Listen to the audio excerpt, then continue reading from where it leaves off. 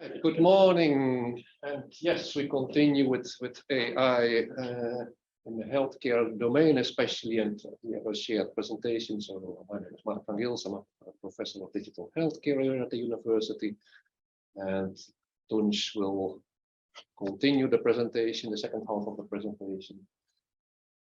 Tunj is a postdoc in our group, and we are both from the Faculty of Medicine and Health Technology in Tampere. And we are working in a team which is called Decision Support Healthcare.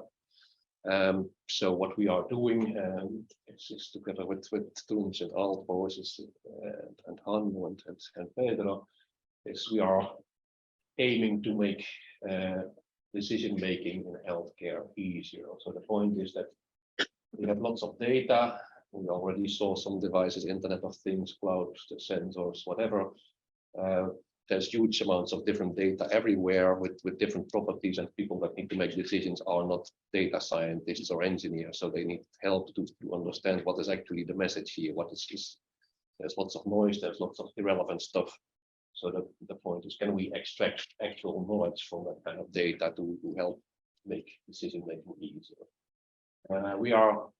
Our background is technical in our group, so we are people that have been taught traditionally biomedical signal processing, AI, ML, statistics, whatever.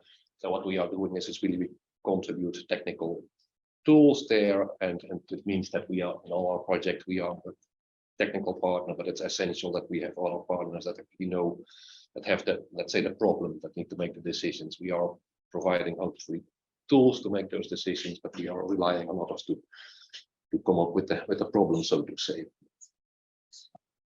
And okay, the decision support, there are many decisions in healthcare that you could think of. Perhaps the most traditional thing that comes to mind is a doctor that sees a patient, and he or she needs to decide whether this patient is ill or has a disease A or disease B. So that's where we are then looking at really diseases and trying to understand what is the problem, make a diagnosis or make a prognosis.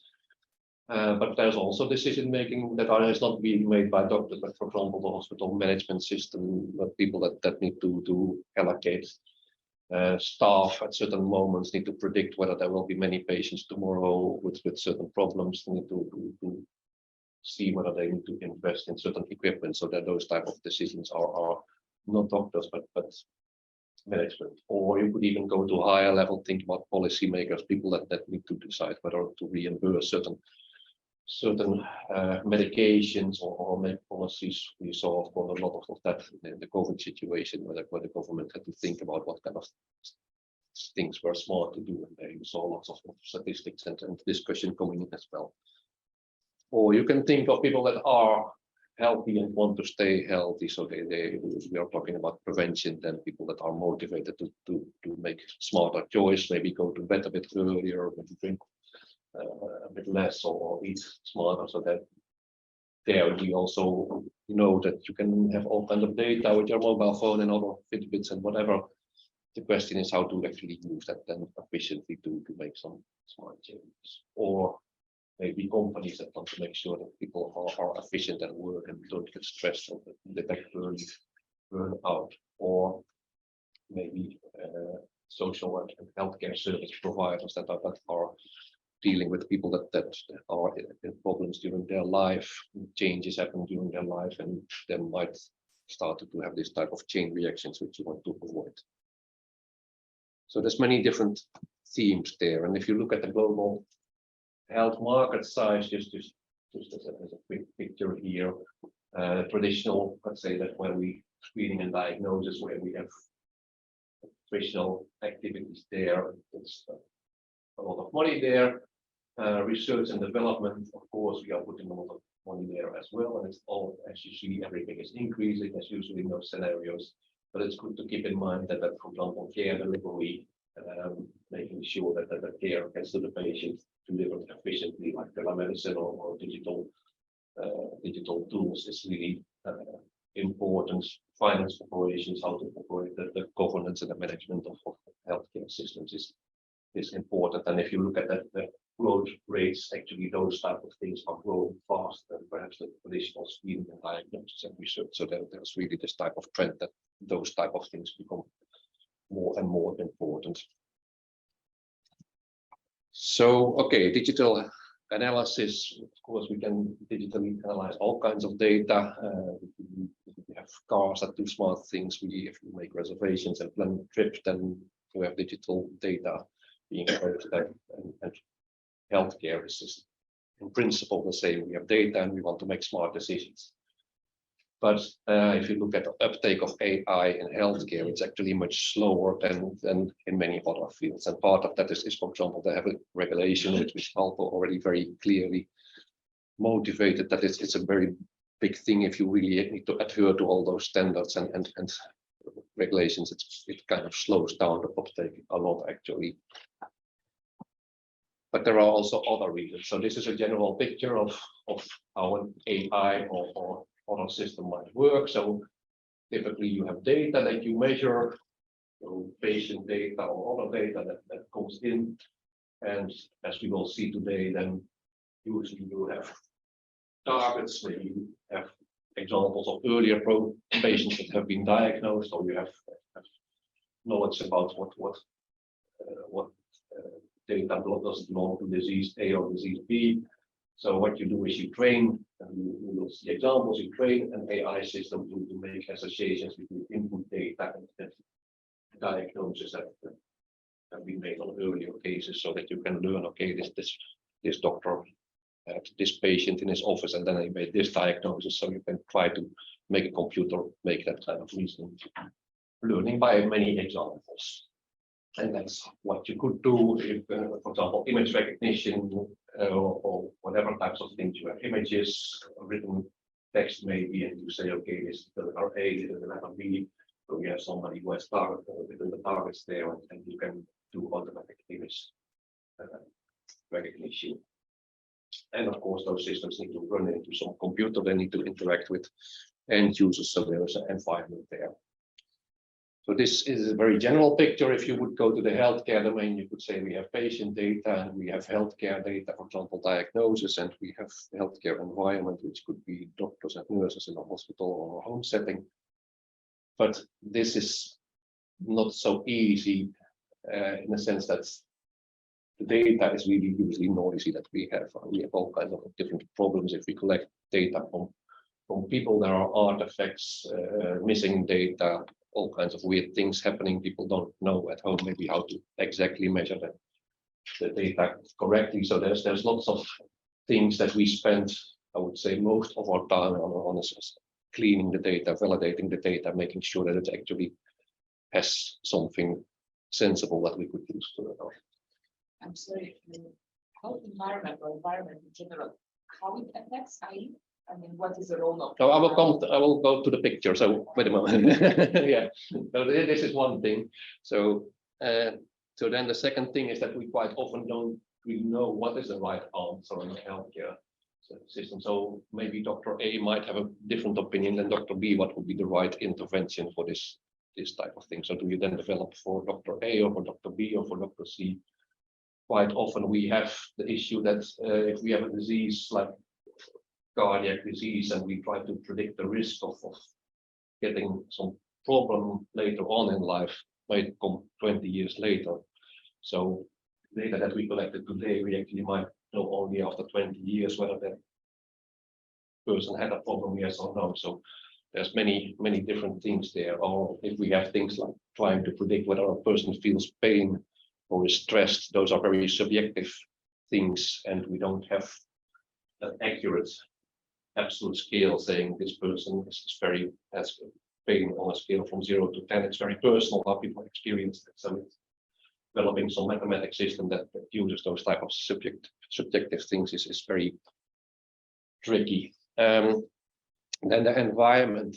So we need to, Peter will talk about that. We need to make sure that people actually trust and understand what this system is going to do. If it suggests that this person has a disease that needs this and this treatment, we really would like to understand.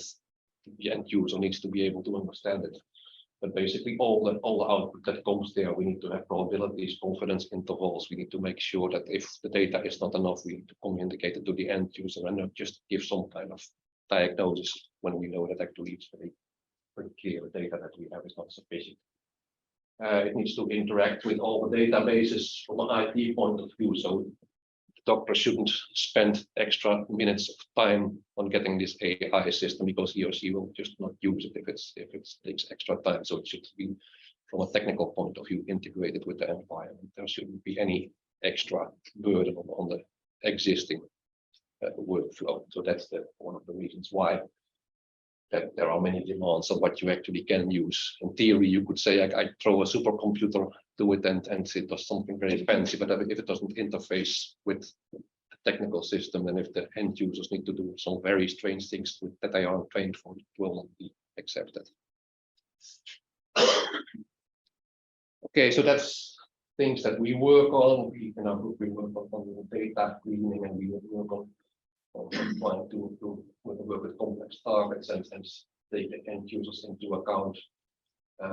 Here, of course, also actually I forgot to mention is the standardization and interoperability that of course has been talking about. So there's many things that we work on, but picture is also wider. We can say we can do all those things, but still you need to monitor over time whether this nice thing that you have developed is used over time. So it's not guaranteed, even if you show that this system works 10% better than whatever was earlier available, that clinicians will use it in the long run. They might have preference to use their own ways of doing that because people are conservative by nature.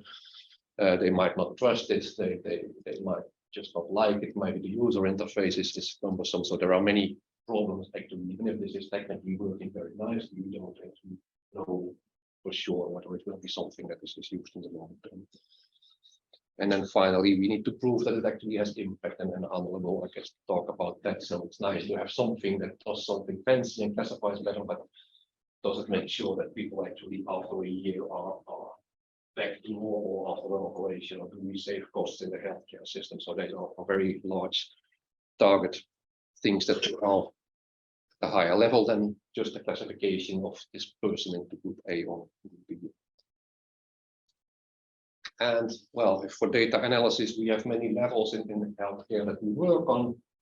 So we have at a very traditional picture here, we have, for example, heart rate measurement or blood pressure measurement or the number of steps that you can take. We are talking about sensors that have a time scale of seconds and minutes and this type of well-known signal. And you can, of course, classify that and get conclusions from. But then if we go to higher level things, you are perhaps summarizing what happens. You maybe are looking at the average heart rate during the day or detecting whether there was some kind of arrhythmia. You summarize it, maybe the number of steps per day.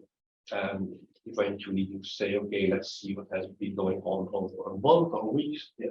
Has your weight been increasing over the last week, or is your heart rate slowly going, resting heart rate slowly going down if you are doing some intervention, or maybe is your blood pressure going down? So you think you are looking at the time scale of weeks, and in the end you are looking at years, whether you say, okay, is your risk for developing a disease decreased, yes or no? So it's very much going from this type of second time scale to years, and all of them have different types of things that we work on. So here we are, let's say, working hard for signal processing, noise reduction, filtering.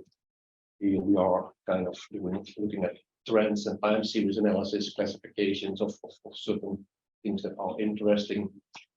Here you are following over time how people are developing, maybe giving feedback, saying, okay, the last 3 nights you did sleep very well. Maybe you could invest in sleeping a bit, or your weight is going up over the last 16 weeks. Maybe you could start doing something there. So you are providing feedback because you have enough data to really do something sensible. And in the end, you are then really looking at, okay, is the population getting healthier? Do we save costs to society, etc., etc. So there are many different things that we can do in our analysis toolbox, and it depends really on what the problem is, what kind of things that we choose from the toolbox. So there's many challenges, and we could easily have a whole lecture series. Actually, we have one whole course on this type of things where we go through all those blocks there, but just to pick a few highlights. So we have noisy data. As I already mentioned, that is really difficult to work with, and it takes much of our time. We quite often have the problem that we have too little data for, let's say, technical analysis. So if we are technical, we need to do sample at a certain frequency to get really information about the data. So we know, for example, that blood pressure varies with daily rhythm. So in theory, you would need to measure blood pressure at least 2 times per day.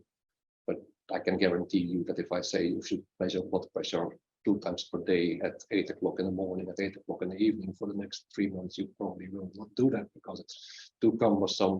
You will sleep on weekends, and so there's quite often we have undersampling because the measurements are clumsy, maybe they are very expensive. So we just are dealing with data that is technically not optimal. We have things that people, especially in home measurements, people can do very unexpected things. What you have as a textbook saying this is the normal heart rate, this is the normal blood pressure, might be very different actually for all kinds of reasons that are not related to a disease, but just to personal variations and things that are happening. If somebody takes blood pressure regulating drugs, then blood pressure might change, the heart rate might change, and it doesn't have anything to do with the disease, but it's just the fact that maybe somebody is taking a medication or is nervous for something or whatever. So there is strange things happening in the data that might affect your conclusions, even if there is nothing really wrong. And all of us are different people. Everybody has their own heart rate or blood pressure that is normal for you and maybe abnormal for somebody else. And we cannot really just say for the whole population, we use this mean and standard deviation to say this is high or low. We need to make personal measurements first. And okay, we have lots of things. I'm not going into detail there because but to indicate we know about lots of things, and our task is to choose what is the right tool for the right problem, so to say. So it's much of our job to say, okay, for this type of problem we need trend analysis, and for something else we need event detection, etc., etc. But yeah, so just one thing, as I said, noise artifactual data is a big thing. So getting surprise results when something happens. So noise is when we are talking about things like disturbances due to electrical equipment nearby the sensors or movements that are constantly happening. For those we use basic signal processing quite often, or sometimes very advanced ones too. Artifacts we are dealing with something that is completely unexpected. It may look like an actual signal. We get confused. It may seem that okay, this data is actually something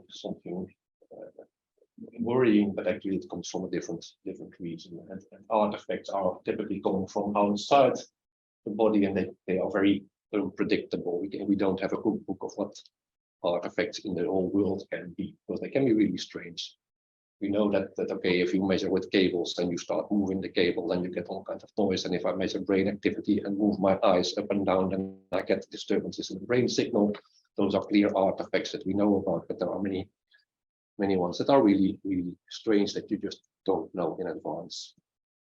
So they can be really weird. So a good example, if you are lazy and you still want to get 10,000 steps per day, you can just sit on this type of lawnmower. It moves like this at walking speed.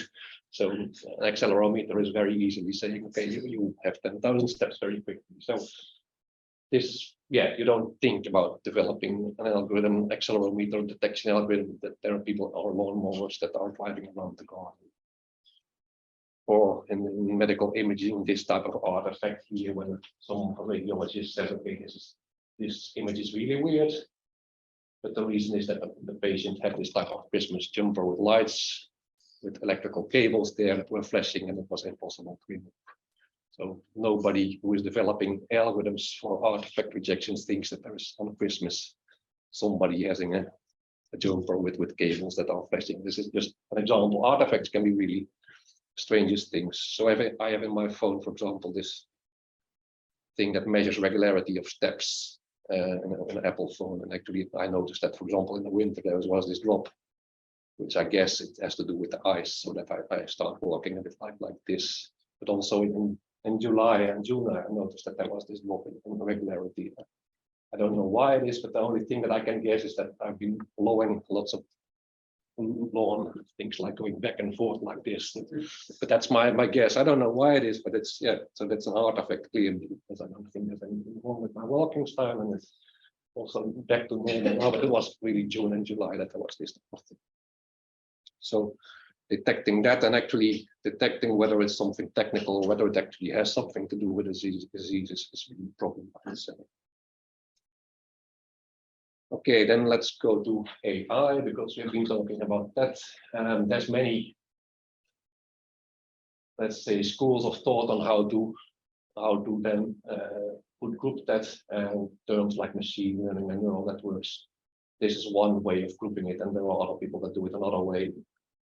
But roughly, I would say there are two things. You could try to have AI, so some computer programs that learn something and they get smarter. If you use them more often, you can do it in a traditional way, which was very popular in the 70s and 80s. Actually, nowadays also in certain settings where you deal with rules and expert system, which sometimes is called symbolic AI, and you can have an area where you are learning by example, which is perhaps the most popular if you are talking about neural networks and machine learning, where you have lots of data examples and you just try to say, okay, we have many measurements and we know that those measurements are associated with a certain example output, and we are learning from that. So symbolic AI expert systems is very much this type of computer program, saying that if the blood pressure is too high and I'm complaining about heart pain, then I might do this and this test. And if the test is positive, then I redirect to the specialist. And if that specialist says this and that, then I do this. And so it's very much interviewing experts, interviewing domain people, looking at guidelines and put those into computer programs, because those people know what they do. And the idea that if you can copy their brain in a computer program, then you are having a smart system. Here you are looking more at seeing, okay, what has this doctor been doing in the past? He has seen 100 patients, and for those 100 patients with those and those measurements, he has said, okay, those 50 had a disease and those 50 didn't have a disease. So what is the relationship between those measurements there? And expert systems are very nice, and let's say that there's really lots of reasons to use them, because they are inherently understandable. So because you have been looking at guidelines, you have been discussing with clinicians. So here's a, for example, back pain is a big problem. When people complain about their back, it can be used to the spine, or it can be used to nerves, or it can be used to stress or muscle problems. So the problem is what kind of underlying reasons why there is back pain. And you can say, ask a clinician, okay, what do you look at when you are trying to figure out whether this has to do with muscles or spine or something else? And you can say, okay, well, I ask where there is this more pain, is it in the leg or in the back? And then I ask whether that person can actually raise their left leg, how far it can go, and if it's not more than 45 degrees, then there is this, and then do the next test. So it's not only one if then else thing, but there are hundreds of them that are in a logic program. So this is very nice. You don't need much example data, but what you do is you need, of course, access to a certain person who can tell you how they are reasoning. And it's explainable because you can really read this almost as normal text. Not so nice here is that quite many cases, doctors and experts have some kind of reasoning that they cannot really put into words. If I look at an image or an EEG signal, I see, okay, this is a patient that has this and this disturbance. I can see it because I do visual pattern recognition, but it would be hard for me to explain and write out saying, okay, this peak is above this and then it goes down a bit there. So the same if you do handwriting recognition, you look visually at the things and make decisions there. So not that many doctors make decisions because they have perhaps seen similar patients in the past and know that, okay, I've seen this type of case earlier and let's do this, not necessarily making this type of reasoning there. So there's differences between what they would do according to the guidelines and what they actually do. So those type of things you cannot really put into expert systems because they are not covered there. But quite often it's impossible to explain it to put the rules what they actually do. Another issue is here that if there is something happening, for example, if we have a nice system for looking at patients and deciding on what kind of drugs to use, if there is a new drug being developed on the market, then there is the risk that you would need to completely revise your rules. And if you are changing one rule, then you get a chain reaction that you need actually to look at all the other rules as well. So it's not so easy to make changes, make updates. It can be actually very complex. Whereas a data-driven approach, if you have more data, new patients coming, you just add them to the example set that we also. So both of them have advantages and disadvantages. The data-driven approaches, you are learning by example. Like I said, especially in image processing, we have seen huge successes here. You all know that your camera is doing smart things and faces can be recognized nowadays very easily. But also, for example, pathology, looking at cells, tumors, there's really lots of things that perhaps 15 years ago, we had algorithms that really would look at things and try to mathematically make segments there that know how the shape of those cells look like, and then make a mathematical boundary there based on knowledge that we had gathered. Nowadays, it's much more like we show hundreds of thousands of those cases and say, okay, this patient is in a severe case and this is not, then you can sort it out for yourself what the relationship between those two is. So there's especially medical image processing is a very advanced area there. Maybe a few words then about how those data-driven approaches actually learn. So there's different approaches. One is what we call supervised learning, unsupervised learning, and the third one is reinforcement learning. So supervised learning has to do with that you have data, example data, and you actually have linked to that the outcome. So let's say that you have 100 patients seen in the hospital earlier, and you know what the doctor made for diagnosis. So you really, for each patient, each observation, you have the right answer there, and you know, okay, this you can make direct association there. So a one-to-one case. For unsupervised learning, you have perhaps collected 100 patients, but they don't necessarily have a diagnosis there. So it might be that diagnosis is sometime coming, or it was too expensive to make diagnosis there. So what you have is examples of measurements, and what you could do is you could maybe look at what kind of patients you actually have. Are they all having a certain age, and if that age is high, is it maybe correlated with blood pressure? So you are looking at clusters of data, group of data, you are profiling them. Reinforcement learning is kind of in between. You have sometimes feedback at a higher level, so not for every patient, but you could say, okay, if I have seen 100 patients, I can follow them over time and see how many of them actually had been gone back to work after a year. So in that sense, you get feedback, but not for every single case, but for bigger groups of cases there. And supervised learning is perhaps most used, and Tunç will also show an example of that.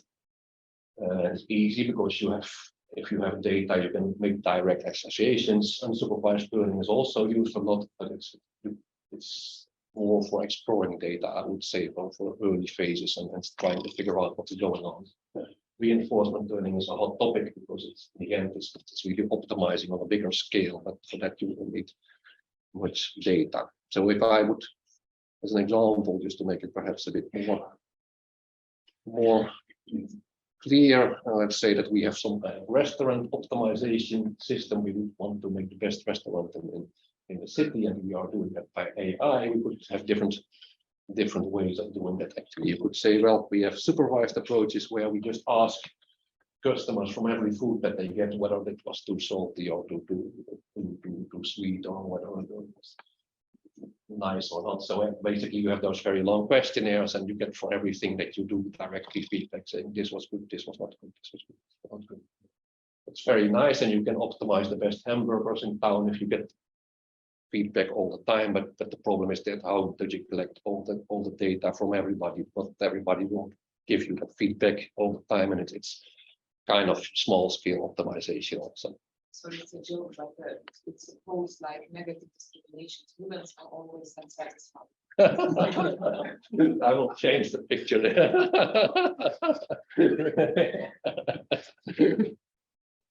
Well, you could, that's one thing that you could actually start learning, so that you are starting to learn profiling from example data, saying, okay, if it's a woman. Yeah, so that is the point here, that you have get feedback basically on everything, and you in that case you can start to optimizing things very efficiently to get the best possible things there. But it requires that people give you answer about everything, so which is costly and not always available. Unsupervised learning, you could say, okay, well, let's just open a restaurant and see what happens. Maybe there's evenings when there's nobody, or maybe there's evenings when it's really full. And you try to figure out, okay, what's happening, and who are those people there actually. So are they maybe when there are families with kids, don't happen to any businessmen having lunch, or maybe there's business people coming at lunch at 11 o'clock, and then they are and then after 1 o'clock it's against quiet, or maybe it's not worth it to be open on weekends, or maybe some drinks are very popular with certain people. So you can start looking into the data. You don't ask people whether they like this drink or whether they like this food, but you see from the sales and from what kind of people were where, get an idea of what is actually happening, and try to explore whether there are profiles of people that you can say, okay, this is the thing that I would like to develop my restaurant towards. So it's unsupervised learning. You are not asking anything, but you are learning from observations that you have. So I can see that in unsupervised learning, we can't expect the same learning to happen as in supervised learning. Like in supervised, you can actually make the algorithm predict an outcome based on a training. Yeah. So train the algorithm. Yeah. But in an unsupervised learning, if I understood correctly, the best you can get is like clustering the data. Yeah, it's a different purpose. So here you are not necessarily predicting anything. So quite what you could do is you could have unsupervised learning to identify groups of people, and for those to make some kind of targeted prediction thing. So you have a start with an unsupervised learning to learn about what you have in the restaurant or in the patients, and then develop certain supervised things on top well, yeah. So that's the way to go. Reinforcement learning, basically you ask feedback, but it's very high level feedback. So instead of asking about whether the hamburger was consumed, this type of thing is a very typical example of reinforcement learning. You ask people just to push a button, and if it's positive, then they were happy with the restaurant, but they don't tell you whether it was the food, which was exceptionally good, or whether the service was really nice, or whether the environment was nice. So it's the whole experience there. So what you could do is you could say, actually, some restaurants have been saying, okay, this board saying, okay, 92% of our customers was happy last month. And then you can have targets, okay, next month we have 94%. So then you are getting feedback on a higher level that is just steering your overall. Some ambitious restaurants would say, okay, next year we are targeting for a Michelin star. So that could be very ambitious goal, but you get the idea. So you get feedback, but only now and then. And if we go to healthcare example, supervised learning, we have lots of examples there, and Toons will in a moment continue there. So we have data, we have diagnosis, and we know from each person what happened to that, and we build outcome predictors there. Unsupervised learning, we try to understand diseases, what people get a disease when, what are certain risk factors, can we cluster them, can we visualize them, can we learn something about the disease. So here we are quite often as engineers providing nice plots, and we discuss with clinicians who know actually what's going on, and try to discuss with them all this stuff. Reinforcement learning, I would say, is a very hot topic, because you could say, well, we are not just aiming to optimize classification for an image, but we would like to save costs in the next year, or we want to improve the quality of life of our patient by 2 points for 6 months. So that's the goal in the end. Whether that classification of that image exactly went okay or so not, it's nice to know, but in the end we want to have this bigger goal. So those are the 3 things traditionally very important and good to use. If you have the data for exploratory purposes, this is important, and this is one hot research topic in which people do a lot of research. It also requires lots of data, of course, if you want to really good long-term goals, but this is, many would argue, the kind of eventual things that you would like to optimize for them. All right, that's my part, and Toons may continue. My name is Tunç Aşıroğlu, and I'm a postdoctoral research fellow here at Tampere University. And I have a PhD in computer engineering. And my research interests are machine learning, health informatics, biosignal processing, and biomedical signal processing. So today I'm going to be talking about disease monitoring and prognosis studies using machine learning approaches. So I'm going to first start with what are the terms diagnosis and prognosis are, and then afterwards I'm going to give some general terms about some machine learning stuff like classification and regression, and I'm going to give some examples on these topics, and then give some challenges to discuss about.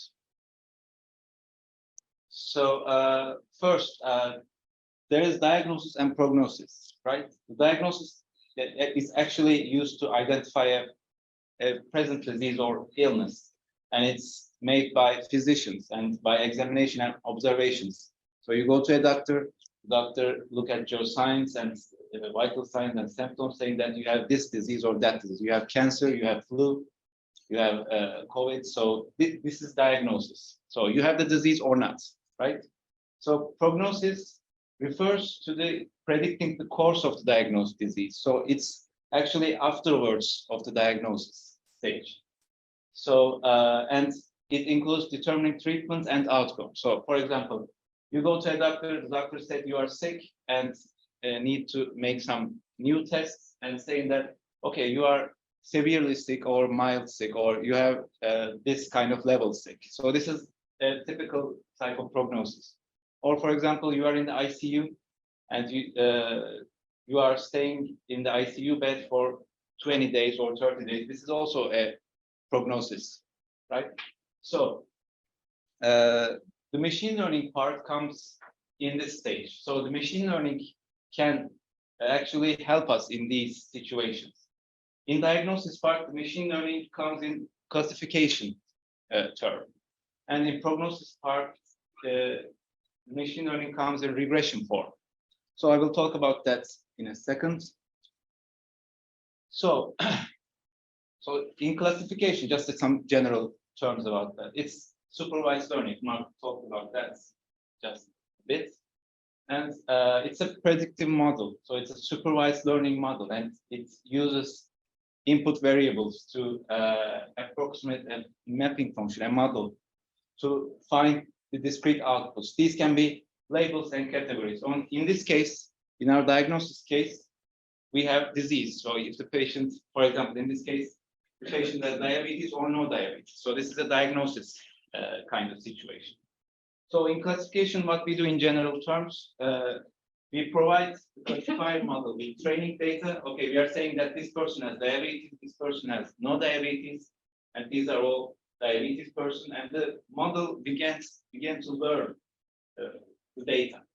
And then when a new sample arrives, the data, the model predicts that, okay, this person look very similar or resembles this kind of data. So it has diabetes. Or another person comes and this classifier model says this has no diabetes.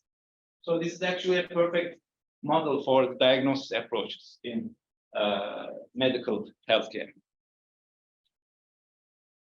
So we come to the second part, the regression part. It's also supervised learning. But regression analysis is a method of finding a functional relationship, a mathematical model between response output and input variables. So it's basically based on the input data, the regression algorithms, regression frameworks anticipate a continuous value. So this is the difference between classification and regression. In classification, you just predict the labels, right? This is no diabetes, this is diabetes. Just some basic terms, just some binary classification, no disease or disease. But in regression part, you predict a continuous value. For example, how many days will you stay in the ICU in this current patient status? 3 days, 4 days, just continuous value, or some severity rating of a disease. So this is a regression analysis, and I think, in my opinion, it's more challenging than the classification part, because in this picture you can see that you need to fit a straight line to a messy data, a messy scatter plot, and you need to find the optimal functional parameters to comprehend this lots of data. And you need to predict an exact value. So, so in general terms, classification is answering this question: will it be cold or hot tomorrow? So it is either cold or hot. So it's just some binary decision. But in regression, you are asking, what is the temperature going to be tomorrow? So you are predicting the exact value of that temperature.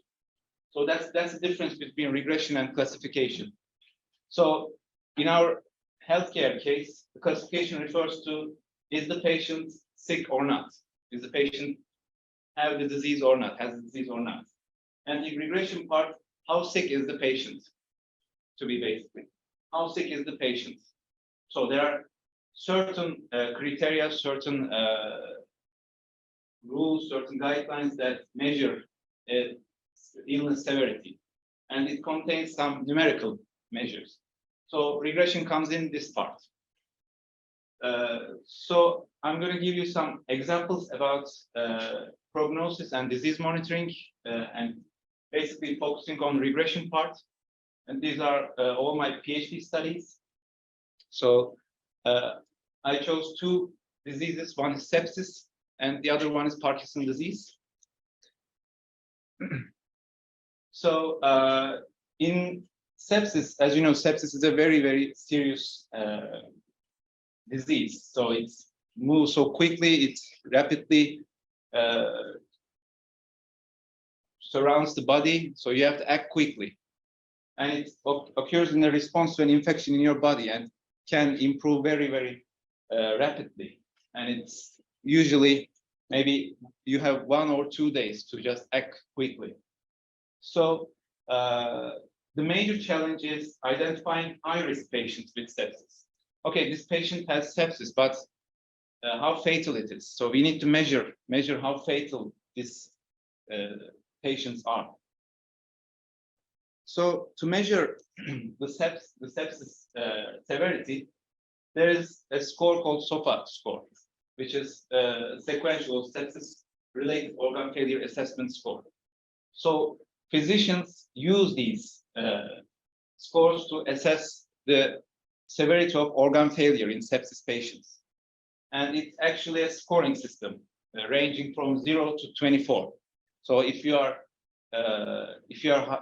a high score, then you have a high risk of mortality.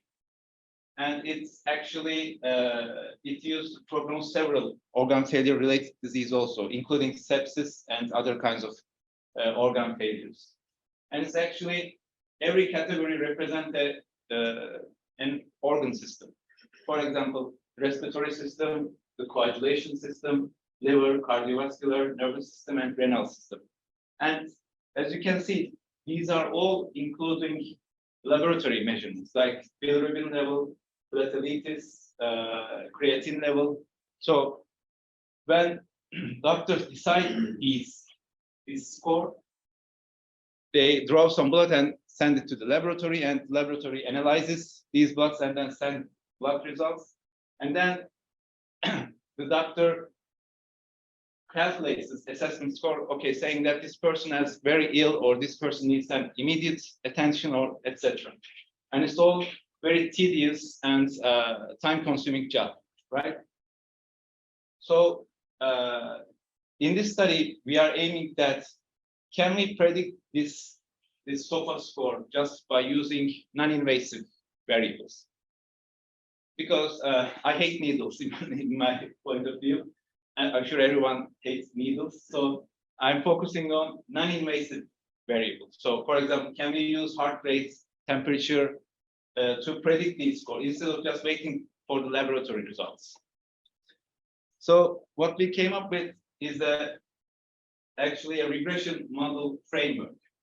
So we use easily acquirable non-invasive parameters like heart rate, blood pressure, respiratory rate, oxygen saturation, temperature. So we can get these kind of features, these kind of parameters easily from just a wristwatch or wearable sensors. And then we feed these data to a regression model and then predict these patients' SOFA scores. I didn't share the results, but it's actually outperform other traditional machine learning and other approaches. So we focus on the non-invasive vital signs and then predict the known SOFA scores with just regression models. So we are predicting the exact value. The other disease is Parkinson's disease. So we actually looked at the same perspective as sepsis in this study.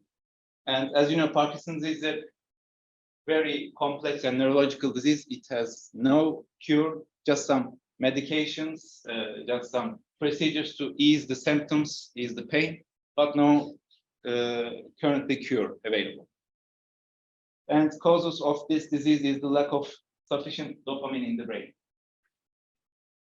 And as we searched the literature, we found that, okay, there are lots of studies that are predicting the presence of Parkinson's disease, right? There are lots of studies with using some accelerometers, some spiral tests, some walking patterns, some wearables, but they are all just predicting the presence of Parkinson's disease, if the person has Parkinson's or not.